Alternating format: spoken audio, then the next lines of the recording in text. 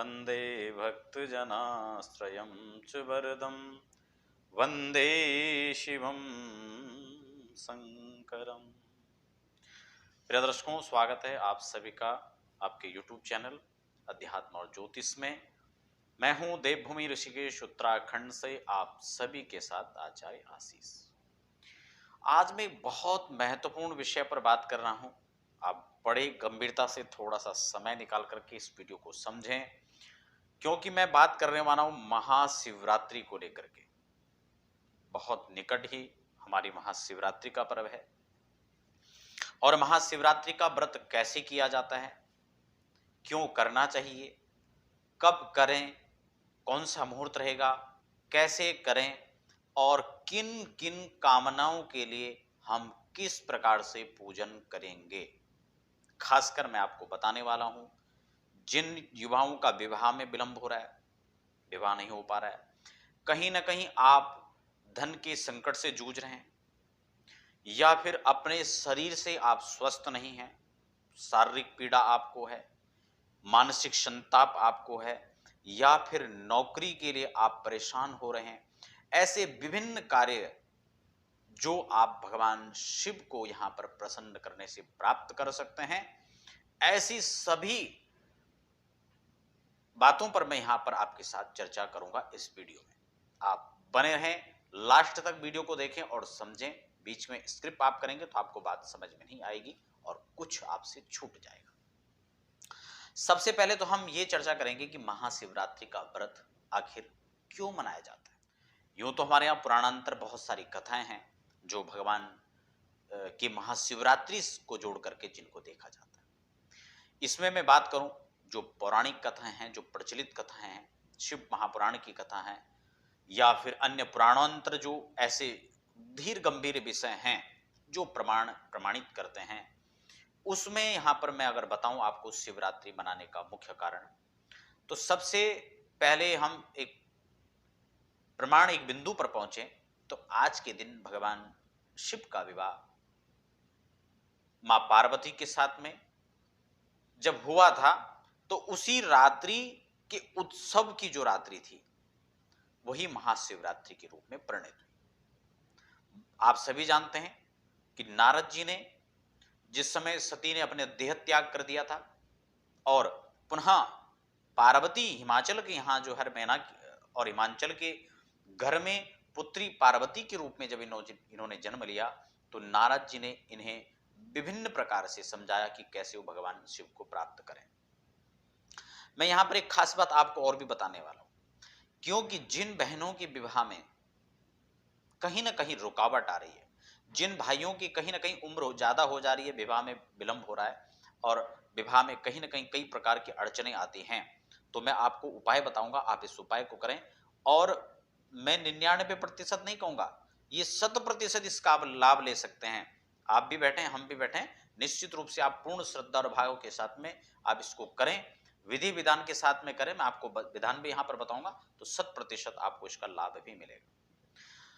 तो इसलिए आप इस प्रकार से कर सकते हैं व्रत। में आपको आगे नियम बताने वाला हूं। हाँ, तो मैं ये कह रहा था कि ये इसी रात्रि का नाम शिवरात्रि है। नारद जी ने अनेक अनेक प्रकार से मां पार्वती को इसका उपदेश किया था और तब उन्होंने भगवान शिव की आराधना से भगवान शिव को पाया। तो ये तो शिव को पाने का मैंने साधन बताया।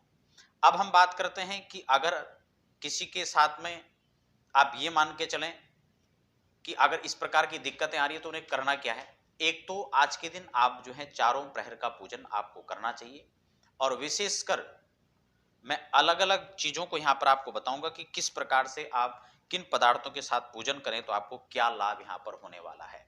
जैसे कि आप 4 प्रहर की पूजा, मैं आपको मुहूर्त बताऊंगा। कुछ लोग मुहूर्तों में यहाँ पर जो है यूट्यूब पर अनेक प्रकार की वीडियो प्रसारित होती हैं। कोई कहेगा दिन में इतने बजे का मुहूर्त है, शाम को इतने बजे। मैं आपको क्लियरली बता लेता हूँ। एक तो आप दिन के मध्याह्न अभिजीत मुहूर्त, जो लगभग आप ये मान के चलें कि आपका मध्याह्न 11:30 बजे से लेकर के 12 बजे तक ये कुछ समय है, आप उस समय शिवरात्रि का अभिषेक कर सकते हैं मध्याह्न काल में। उससे आगे पीछे भी हो सकता है, कुछ विशेष पूजन के लिए आपको करना है तो आप इस समय का चयन कर सकते हैं। या फिर शाम को 6:30 पौने 7 बजे आप अपने प्रारंभ कर लें, और कम से कम 4 प्रहर की पूजा का मतलब सुबह ब्रह्म मुहूर्त तक 4 प्रहर हो जाते हैं। तो आप आराम से इन्हीं 4 मुहूर्तों में कर सकते हैं। आपको ये संदेह में नहीं पड़ना है कि इतने बजे होगा, इतने बजे होगा, क्योंकि बहुत सारी मैं जानता हूँ, समझ सकता हूँ कि यूट्यूब पर इस प्रकार की वीडियो आपको सर्च में आएँगी और आप उनको सुनेंगे और उसी संशय में आप पड़ जाएँगे।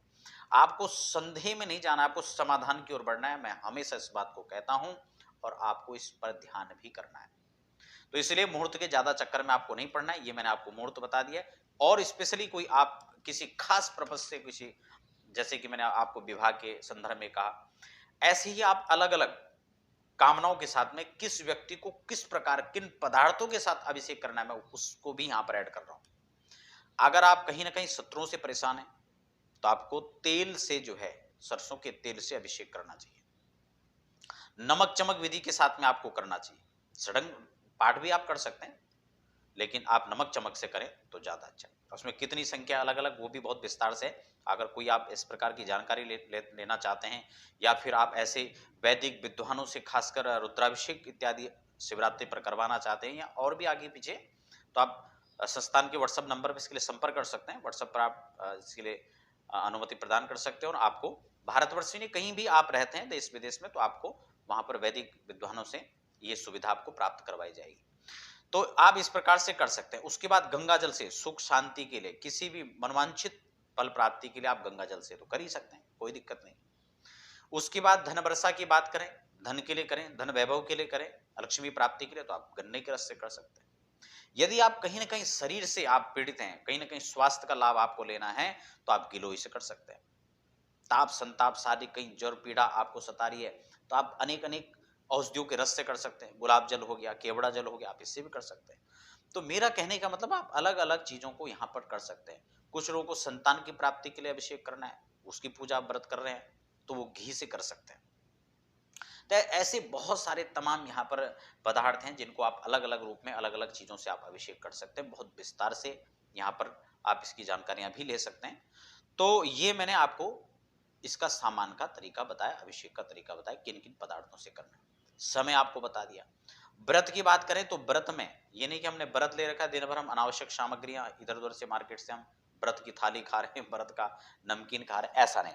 सात्विक व्रत का मतलब होता है कि भगवान के बिल्कुल समीप जैसे आप रह सकें, मन वाणी से आप पवित्र रह सकें, उसके लिए आप जो है फलहार करें शुद्ध। अगर आपको फल ले सकते हैं, दूध है तो गाय का दूध लें, और मतलब जितना भी हो सके आप सात्विकता से भगवान का दिन भर व्रत रखें। रात्रि में व्रत और भगवान का पूजन अर्चन करना है। 4 प्रहर की पूजा का यहाँ पर जो है पद्धति का विधान आता है। तो इस प्रकार से आप जो है ये पूजन और व्रत का मैंने आपको बताया। देखो, एक गिद्धराज, एक ब्याग की कथा आती है कि उसने अनजाने में ही भगवान शिव की पूजा कर दी थी। दिन भर जो है शिकार खेलने गया, कहीं कुछ मिला नहीं, दिन भर व्रत हो गया। रात्रि को उसने सोचा चलो हम रात्रि में शिकार करते हैं, एक बेल के वृक्ष में संयोग से बैठ गया। रात में हलचल होती रही, बेल से पत्ते गिरते रहे, उसके पास जल भी था, वो भी गिरा, और भगवान नीचे शंकर पिंडी में स्वरूप बैठे थे। तो बेल के पत्ते गिरते थे, जल पड़ता था, भगवान शंकर ने कहा जय हो, तुम्हारा कल्याण हो। तो उसी अनजाने में उस व्रत का और उस पूजन का उनको इतना फल मिला। आप इसको जानबूझ करके करते हैं, विधि विधान के साथ करते हैं, तो निश्चित रूप से आपके समस्त मनवांछित फल आपको प्राप्त होंगे, ऐसा मुझे पूर्ण विश्वास है। और समय मैंने आपको बता दिया, इसकी कथा मैंने आपको बता दी। आप सबको जो, क्योंकि 11 तारीख को, 11 मार्च को यहाँ पर शिवरात्रि पड़ रही है। यूं तो हर चतुर्दशी शिवरात्रि होती है, लेकिन ये महाशिवरात्रि है जो वर्ष भर में एक बार ही पड़ती है। आप सभी को फिर पुनः पुनः महाशिवरात्रि के पावन अवसर पर आप सबको बहुत बहुत शुभकामनाएं प्रेषित करता हुआ देवभूमि ऋषिकेश आप सभी को प्रणाम, धन्यवाद।